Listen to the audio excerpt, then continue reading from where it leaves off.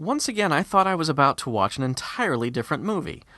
I guess I'd always confused this movie with Grim Prairie Tales starring James Earl Jones, so consider my shock when this film started and I find out that this was the one starring the guy who played Nick from Family Ties.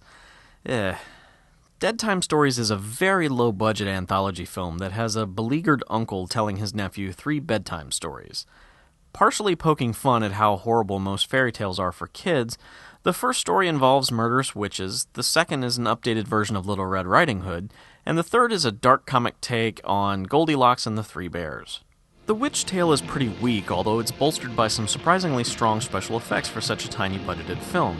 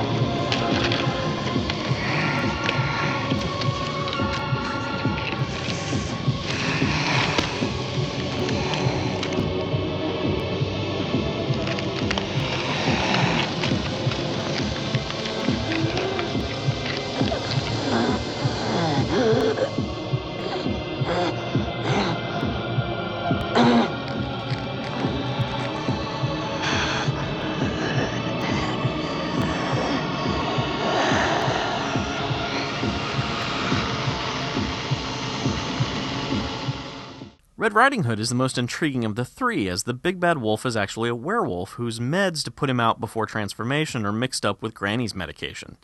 Meanwhile, Red Riding Hood loses her virginity while the big bad wolf attacks Granny. Okay, I'm not really doing it justice, but it's not so bad. The Goldilocks update is awful, though, as the bears are a family of violent, escaped mental patients, while Goldilocks is an uptight virgin who kills any man who tries to have sex with her via her telekinetic powers. And I've just made that one sound better than it actually is.